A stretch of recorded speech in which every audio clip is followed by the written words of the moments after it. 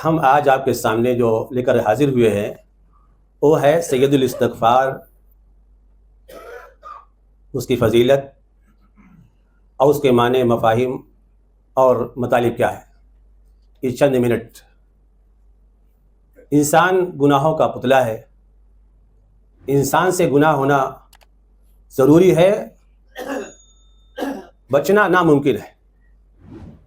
بغیر توفیق الہی کے وہ بچ نہیں سکتا۔ بہت سے گناہ اس سے ایسے ہو جاتے ہیں کہ وہ اسے معلوم ہی نہیں ہو پاتا۔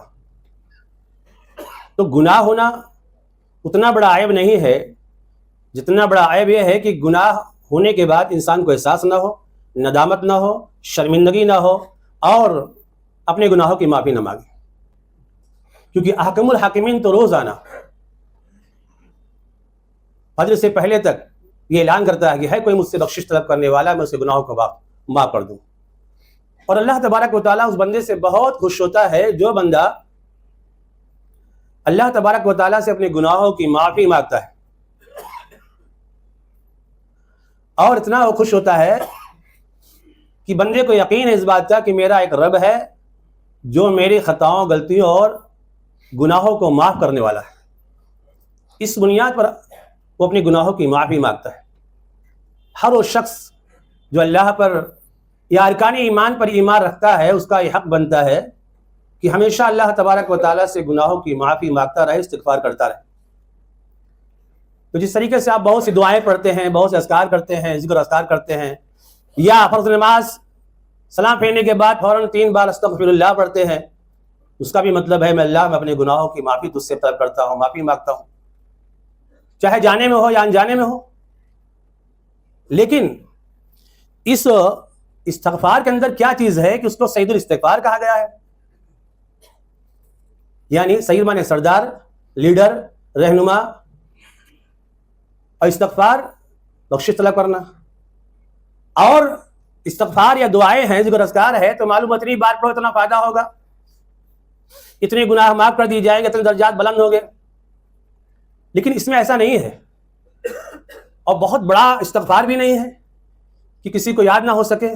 ہر شخص، یہاں تک کہ چھوٹا بچہ بھی اگر آپ اس کو یاد کرانا چاہیں تو چھوٹا بچہ بھی اس کو یاد کر لیتا ہے، یاد کر لے گا۔ لیکن ہمارے آپ کے گھر کا ماحول کہاں رہ گیا ہے کہ بچہ جب بولتا ہے تو ہم بجائے اس کے کہ اس کو چور سکھلائیں، یعنی دعا وغیرہ سکھلائیں، نہ تو والدین کے پاس ٹائم ہے، نہ وقت ہے سکھانے کا۔ تھوڑا بچہ بڑا ہوتا ہے تو بڑا شوق ہے، آج کل جو چھوٹے چھوٹے اسکول کھلے ہیں، 2 سال اور 2.5 سال میں لے جا کر کے ڈال دیا، بس وہی سیکھتا ہے بچپن سے۔ ذمہ داری ہے وہ بڑی۔ تو معلوم ہوا کہ یہ استغفار یعنی سید الاستغفار، سید مانے لیڈر، سردار، بڑا۔ اسی لیے تشریح میں لکھا ہے، ابن قیم جوزی رحمۃ اللہ علیہ کہتے ہیں کہ اس کا نام سید الاستغفار اس لیے پڑا کہ توبہ کرنے کے جتنے بھی مطلب ہے، استغفار کرنے کے جتنے بھی مطلب ہے، جتنے بھی زاویے ہیں، سب کے سب اس میں شامل ہیں۔ اور اگر آپ پڑھیں اس کو تو معنی و مطالب کے ساتھ دیکھا سمجھ آئے گا۔ تو معلوم ہوا کہ اس کو ایک بات جان لیں، پڑھنا سے میں نہیں بلکہ پڑھنے کے ساتھ ساتھ حدیث سنیں گے۔ آپ کو جو حدیث سناؤں گا تو اس کا معنی، اس کا مطلب، اس کے تقاضوں کو بھی پورا کرنا ہے، یہ مطلب۔ آئیے سب سے پہلے ہم اس کو پڑھ لیتے ہیں۔ شداد بن اوس رضی اللہ تعالیٰ عنہ راوی ہے، اللہ کے نبی محمد رسول اللہ صلی اللہ علیہ وسلم نے فرمایا، اللہم انت ربی لا الہ الا انت خلقتنی وانا عبدک وانا علی عہدک ووعدک ما استطعت اعوذ بک من شر ما صنعت اعوذ بک من شر ما صنعت وابوء لک بنعمتک علی وابوء بذنبی فاغفر لی فانہ لا یغفر الذنوب الا انت۔ یہ چھوٹی سی دعا ہے، چند سیکنڈوں میں جو ہے، 1 منٹ بھی نہیں لگتا ہے، آرام کے ساتھ ہم بھی یاد کرتے ہیں، آپ بھی یاد کر سکتے ہیں۔ اور اللہ کے نبی محمد رسول اللہ صلی اللہ علیہ وسلم نے اس کے بعد جو فرمایا، انشاءاللہ اس کو سنیں گے۔ تو آئیے اس کی تشریح میں دیکھتے ہیں کہ کیا دیا ہے۔ سب سے پہلے ہے اللہم انت ربی، اللہ تبارک و تعالیٰ کو بندہ بڑی عاجزی کے ساتھ اور بہت ہی اپنے آپ کو کمزور بندہ بتا کر کے اللہ تعالیٰ سے کہہ رہا ہے اللہم، اے اللہ۔ یعنی بندے کو آپ اندازہ لگائیے لفظ کتنا گہرا اور کتنا معنی خیز ہے اور کتنی محبت کا۔ کہ اللہ تبارک و تعالیٰ کے سامنے بندہ کہتا ہے اللہم اے اللہ انت ربی تو میرا رب ہے. رب ربوبیت سے ہے. بندہ جہاں شروع کیا اس کو انت ربی تو میرا رب ہے, تو میرا پالنے والا ہے, تو ہی میرا خالق ہے, تو ہی میرا مالک ہے. توحید کی 3 قسموں میں سے ایک قسم ہے توحید ربوبیت. تو اللہ تبارک و تعالیٰ کے رب ہونے کا اقرار کر رہا ہے کہ اللہ تو ہی پیدا کرنے والا ہے, تو ہی نعمتیں دینے والا ہے, تو ہی میرا خالق ہے, تو ہی میرا مالک ہے, تو ہی میرا پالنہار ہے. توحید ربوبیت جس کو کفار مکہ بھی مانتے تھے, مشرکین مکہ بھی اس توحید کو مانتے تھے. اور بغیر توحید کے کچھ گزارا نہیں ہے کہ توحید اصل ہوا کرتی ہے. کہتا ہے اللہم انت ربی تو میرا رب ہے, لا الہ الا انت تیرے علاوہ کوئی اور معبود برحق نہیں. عربی گرامر لا الہ الا انت, سارے معبودوں کا انکار کر کے اللہ تجھ کو میں اپنا معبود سمجھتا ہوں, تو ہی میرا معبود ہے, میں تیرا عابد ہوں, تو مسجود ہے, میں ساجد ہوں, اللہ تیرے سامنے سر جھکانے والا, اللہ رب العالمین تیرے سامنے پیشانی رکھنے والا ہوں میں. توحید کا اعلان کر رہا ہے, توحید ربوبیت کا اعلان کیا, توحید الوہیت کا جو ہے اعلان کر رہا ہے. کیوں؟ اس لیے کہ انسان سب کچھ کرنے لگے, لیکن اگر توحید کو نہیں مانا تو پھر بیکار ہے. تو توحید الوہیت بہت معنی خیز ہے, اور توحید کی الوہیت کی بنا پر کفار مکہ ہی نے کہا تھا ہم ایک رب کو ماننے والے نہیں ہیں, جبکہ توحید اساس ہے, توحید بنیاد ہے, توحید اول ہے, توحید آخر ہے, توحید وہ ہے جو جائز ناجائز حلال و حرام کو بتانے والی ہے. توحید یہی ہے کہ تمام انبیاء کرام کو اللہ تبارک و تعالیٰ نے اسی توحید کے لیے بھیجا. اسی توحید کے لیے آسیہ بنت مزاحم نے سپر پاور کا بھی انکار کر دیا, دولت کو ٹھکرا دیا. اسی توحید کے لیے صحابہ کرام نے گردنیں کٹا دی, اپنے مال اور دولت اللہ کے راستے میں قربان کر دیے. اسی توحید کے لیے گھر بار کو چھوڑا, اپنے آرام کو تج دیا, اپنے سکون کو چھوڑ دیا. اسی توحید کے لیے ایک بندہ اقرار کرتا ہے سید الاستغفار کے اندر اللہم انت ربی لا الہ الا انت تیرے علاوہ کوئی معبود ہے نہیں. یہ پیشانی اگر جھکے گی تیرے سامنے جھکے گی, تیرے علاوہ کسی اور کے سامنے جھک نہیں سکتی. اور یہی توحید ہے کہ اگر ہم نے اس کے تقاضوں کو پورا کیا تب تو ہمارے لیے جنت ہے, اور کہیں ڈگمگا گئے تو پھر کچھ اور ٹھکانا ہوگا کچھ دن کے لیے. یہ توحید اصل ہے, توحید بنیاد ہے. اس لیے دعا کے شروع میں آپ دیکھیں کہ بندہ اقرار کر رہا ہے ربوبیت کا, بندہ اقرار کر رہا ہے الوہیت کا, اور تینوں توحید کی تینوں قسمیں اس میں اندر موجود ہیں. اللہم انت ربی لا الہ الا انت خلقتنی وانا عبدک, تو نے مجھے پیدا کیا. اچھا اللہ رب العالمین کیا فرمایا وما خلقت الجن والانس الا لیعبدون, انسان اور جنات کی پیدائش کا مقصد اللہ کی عبادت. ایک اللہ تبارک و تعالیٰ کے علاوہ سارے کا انکار, اسی میں کامیابی ہے. انت خلقتنی وانا عبدک, میں تیرا بندہ ہوں, میں تیرا بندہ ہوں, تو میرا معبود ہے, میں تیرے سامنے تیری عبادت کرنے والا ہوں, تیرے سامنے سر جھکانے والا ہوں. وانا عبدک وانا علی عہدک ووعدک, اے اللہ میں تیرے ساتھ جو پیمان ہم نے کیا ہے, جو وعدہ میں نے تجھ سے کیا ہے رب العالمین, ایمان پر زندہ رہوں گا, ایمان پر موت آئے گی, کچھ بھی ہو جائے اس راستے میں, آستین میں جو ہے شرک نہیں پا سکتا رب العالمین, میں شرک سے کمپرومائز نہیں کر سکتا رب العالمین, صرف تیری عبادت کروں گا. انا عبدک, میں تیرا بندہ ہوں, بندگی کا اقرار کرتا ہوں. اس ساری قسم کی باتیں اللہ تیرے لیے ہے, اور اپنی طاقت کے مطابق اللہ تیری عبادت کروں گا. وانا عبدک وانا علی عہدک ووعدک ما استطعت, کیونکہ بندہ کما حق کہو اللہ تبارک و تعالیٰ کی عبادت جیسے اللہ کو مطلوب ہے نہیں کر سکتا ہے. اسے کیا کہتا ہے مستطاعت, جتنی میں طاقت رکھتا ہوں, جو میں طاقت رکھتا ہوں اللہ اپنے طاقت کے مطابق میں تیرا بندہ ہوں, اور تیری عبادت اپنی طاقت کے مطابق کرتا ہوں. کما حق کہو اللہ, جیسے تجھے چاہت ہے, جیسے تیرا مطالبہ ہے رب العالمین, میں اس طریقے سے تیری عبادت نہیں کر سکتا. یہ ایک بندہ اپنی جو ہے عبدیت کا اقرار کر رہا ہے, اور کہہ رہا ہے کہ میں وعدہ کرتا ہوں, اور وعدہ اللہ تبارک و تعالیٰ سے ہر ایک نے کیا ہے کہ اللہ تیری ہی عبادت کروں گا, اور تیرے علاوہ کسی اور کی عبادت کرنے والا نہیں ہوں. آپ اندازہ لگائے اللہ رب العالمین نے ہر ایک سے لیا ہے. الستو بربکم, کیا میں تمہارا رب نہیں ہوں؟ ہر ایک سے اقرار کرایا ہے. بندہ کر کے بھول گیا. اور آگے بڑھیے وَأَعُوذُ بِكَ مِن شَرِّ مَا صَنَعْتُ, اللہ میں تیری پناہ چاہتا ہوں من شر, اس برائی سے, ما صنعت, جو مجھ سے ہوئے, جو میں نے کیا. میں اس بات کا اعتراف کر رہا ہوں کہ مجھ سے گناہ ہوا,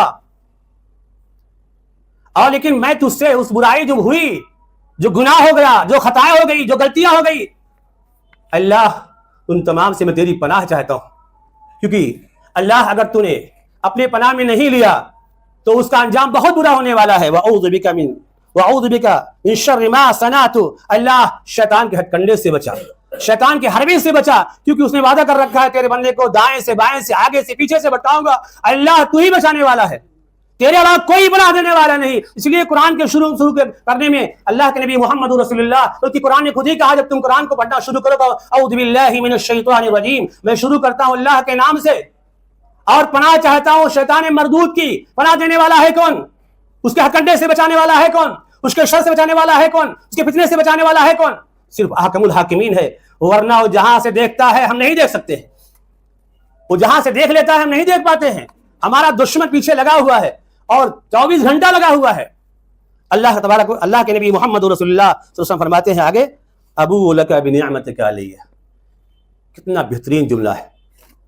ابو لک، میں اعتراف کرتا ہوں، میں مانتا ہوں، ابو لک بنعمتک علی، اللہ جو تو نے مجھ کو نعمت دی ہے، جو تو نے مجھ پر نعمتوں کی بارش کی ہے، رب العالمین میں ان نعمتوں کا اعتراف کرتا ہوں۔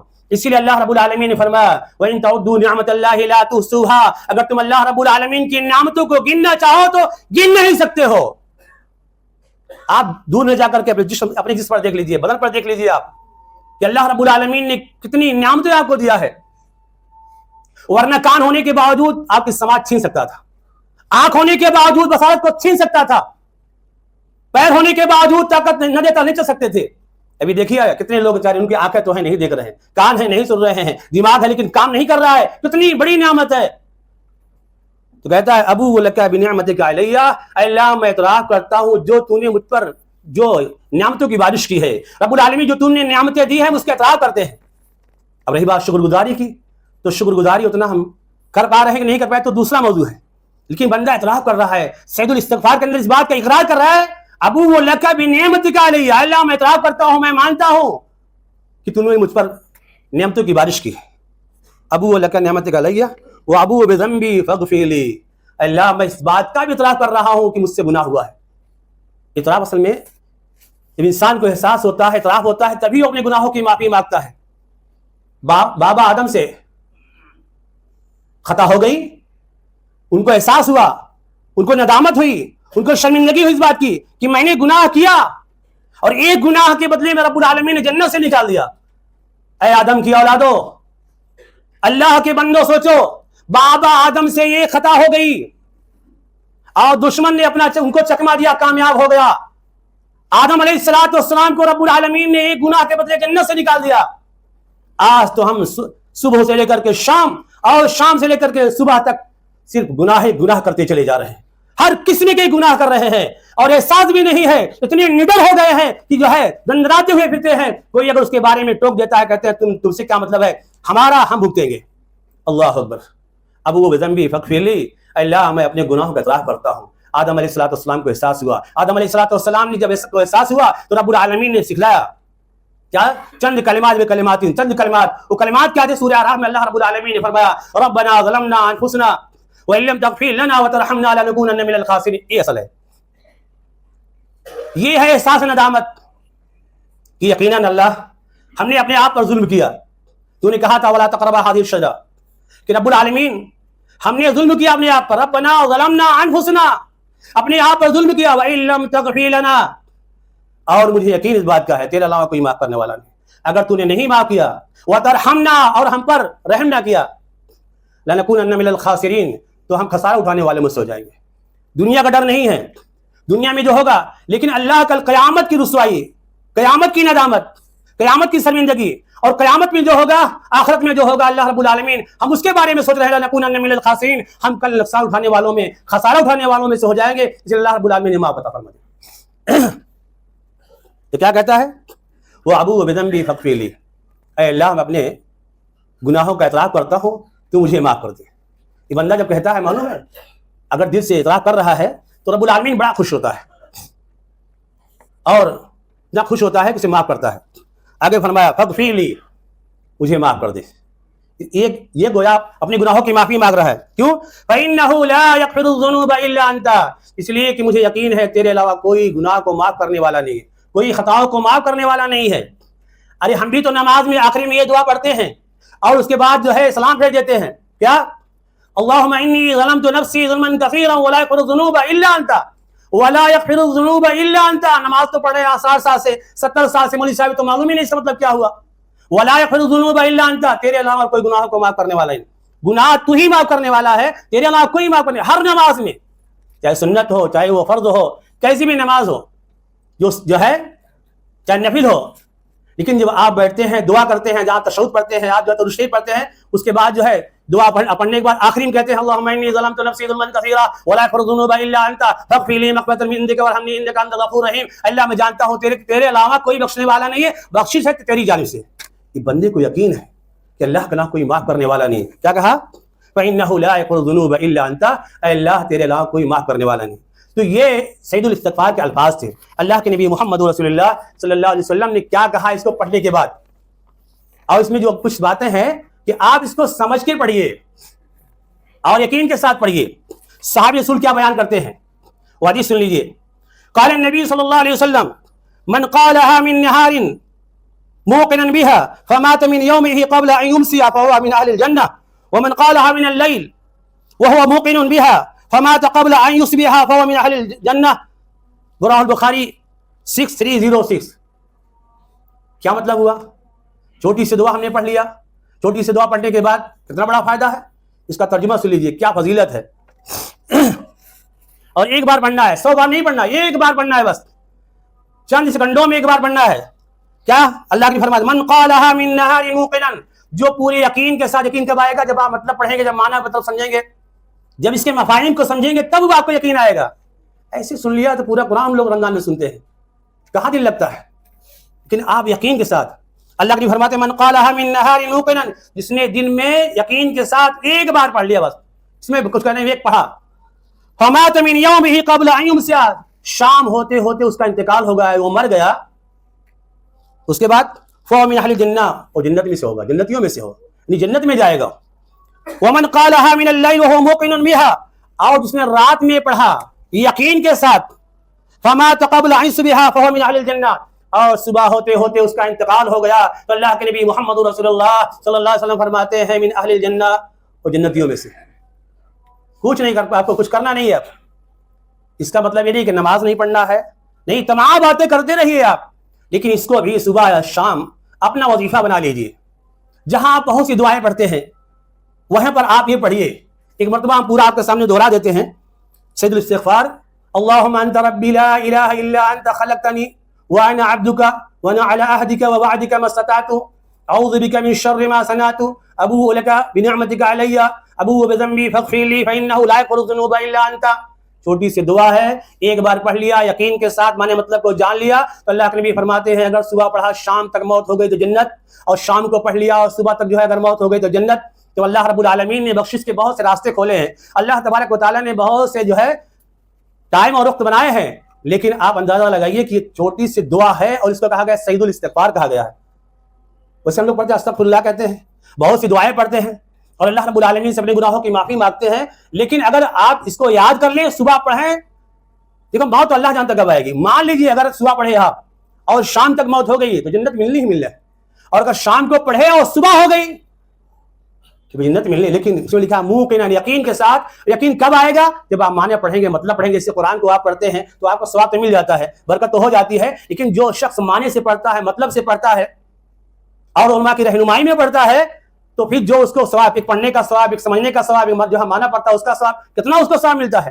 تو اللہ کے نبی محمد رسول اللہ صلی اللہ علیہ وسلم نے اپنی امتیوں کے لیے وہ دعائیں بتلائی ہیں کہ جہاں فرض نماز ادا کر رہے ہیں اور فرائض ادا کر رہے ہیں، وہیں پر آپ نے اس کو پڑھ لیا، صبح پڑھا، شام تک موت ہوئی، تو انشاءاللہ اللہ تبارک و تعالیٰ کے ہاں آپ کو تو جنت ملنی ہی ملنی ہے. اس لیے دعا کرنے سے نہ بھولیں، استغفار کرنے سے نہ بھولیں، کیونکہ اگر دعا نہیں کریں گے، اللہ سے دعا نہیں کریں گے، اپنے گناہوں کی نہیں معافی مانگتے ہیں، تو اللہ کے نبی محمد رسول اللہ صلی اللہ علیہ وسلم نے کیا فرمایا؟ جو اللہ سے نہیں مانگتا، من لم یسل اللہ هو یغضب علیہ، جو اللہ سے نہیں مانگتا اللہ اس پر غصہ ہوتا ہے. کتنا رحیم و کریم ہے. اس کے جو ہے تشریح میں لکھا ہے کہ اللہ رب العالمین بندوں پر رحیم ہے، بندوں پر کریم ہے، بڑا غفار ہے، وہ گناہوں پر جو ہے پردہ ڈالنے والا ہے، گناہوں کو معاف کرنے والا ہے، خطاؤں کو معاف کرنے والا ہے۔ اور اس کے پڑھنے میں، یعنی اس دعا کے پڑھنے میں بڑی امید رکھو کہ اللہ تمہاری دعا کو خود سے سننے والا ہے، اور بڑی امید رکھو کہ اللہ تم کو بڑے ثواب کو نوازنے والا ہے، بہت ثواب دینے والا ہے۔ تو دعائیں کبھی رائے گاہ نہیں جاتی، ہم مایوس ہو جاتے ہیں۔ دعائیں کبھی رائے گاہ نہیں جاتی، ہم مایوس ہو جاتے ہیں اور بار بار سنتے ہیں۔ آپ کی دعا اگر جس سے نکل رہی ہے، جس سے آپ نے مانگا، طریقے سے مانگا، جو طریقہ ہے اس طریقے سے مانگنا ہے آپ کو، تو اسی میں سے سید الاستغفار۔ اور سب لوگ اس کو میں تو چاہوں گا کہ آپ خود بھی یاد کریں، گھر میں یاد کر لیں، بچوں کو بھی یاد کرائیں۔ بار بار جب بچوں کو سامنے پڑھیں گے تو انشاءاللہ سنتے سنتے یاد ہو جائے گی۔ یہ دعا، چھوٹی سی دعا سنتے سنتے یاد ہو جائے گی، اور بار بار پڑھنا نہیں، ایک بار پڑھنا ہے اور ترجمہ پڑھ لیں گے۔ الحمدللہ آج کل تو دعائیں، چھوٹی چھوٹی دعا جو ہے، کتابیں دعاؤں کی ہم جو ہے وہ مسجدوں میں، اور اس سے بڑھ کر کے آپ دیکھیں موبائل میں آپ نکال سکتے ہیں، وہاں بھی ترجمہ لکھا ہوا ہے۔ لیکن ترجمے سے پڑھیں، ترجمے سے سمجھیں۔ تو اللہ کے نبی محمد رسول اللہ صلی اللہ علیہ وسلم کی طرف سے خوشخبری ہے کہ جو صبح پڑھے گا، شام تک انتقال ہوا، جنت۔ جو شام کو پڑھا اور صبح ہوتے ہوتے اگر انتقال ہو گیا تو اس کے لیے جنت ہے۔ یہ چند باتیں اس کے تعلق سے تھی، ورنہ ہر پوائنٹ پر بات کی جائے تو بہت لمبی ہو جاتی ہے۔ اس لیے ہم آپ سے گزارش کریں گے کہ ہم اور آپ ایسی دعاؤں کو یاد کریں، اور دعائیں جو صحیح کتابوں سے، علم گلم کتابوں سے نہیں، جس میں حوالے صحیح موجود ہوں۔ کیونکہ لوگ جو ہے یہ سن کر کے سوچتے ہیں چلو یار اس کو پڑھ لے اتنا ثواب مل جائے گا، ہم کو جنت مل جائے گی، کیا ضرورت ہے نماز کی؟ نہیں نہیں، یہ فتویٰ ہماری طرف سے نہیں ہے۔ فتویٰ یہ ہے جو اللہ کے نبی محمد رسول اللہ صلی اللہ علیہ وسلم نے فرمایا ہے وہ ہم بتلا دیا آپ کو، لیکن اس کے ساتھ ساتھ نماز روزہ ہم نہ کریں، اتنا پڑھ لے اتنا ثواب ہو جائے گا چلے جائیں گے، ایسا نہیں ہے۔ اگر فرض نماز آپ نے نہیں بھی پڑھی ہے، جو اور گناہ کیے ہیں، یعنی فرض نماز نہیں پڑھی آپ یا نماز چھوڑتے چلے جا رہے ہیں، اس کو تو آپ کو دیکھنا پڑے گا پھر۔ اس لیے ہمارے اور آپ کے لیے ضروری ہے کہ اللہ کے نبی محمد رسول اللہ صلی اللہ علیہ وسلم کے بتائے ہوئے دعائیں، ذکر و اذکار کو اپنی زبان کو تر رکھو اس میں۔ اللہ سے دعا ہے کہ رب العالمین ہم سب کو ایسی دعائیں یاد کرنے اور بچوں کو یاد کرانے اور اس کو پڑھنے اور پڑھنے کے بعد عمل کی توفیق عطا فرمائے۔ رب العالمین سب کے گنہگار، ہم سب گنہگار ہیں، اللہ ہماری خطاؤں کو معاف عطا فرما، ہماری غلطیوں کو معاف عطا فرما۔ اللہ ہم سب تیرے بہت کمزور بندے ہیں، گناہوں سے بچ نہیں سکتے ہیں، اللہ تیری توفیق کے بغیر ہم گناہوں سے بچ نہیں سکتے۔ اللہ ہم سب کو گناہوں سے دور رکھ۔ رب العالمین اگر جانے میں انجانے میں کوئی خطا ہو، کوئی غلطی ہو تو اللہ معاف عطا فرما۔ رب العالمین جب تک زندہ رکھ، توحید پر زندہ رکھ، اور خاتمہ ہو تو توحید پر خاتمہ ہو، آمین۔ وآخر دعوانا الحمدللہ رب العالمین۔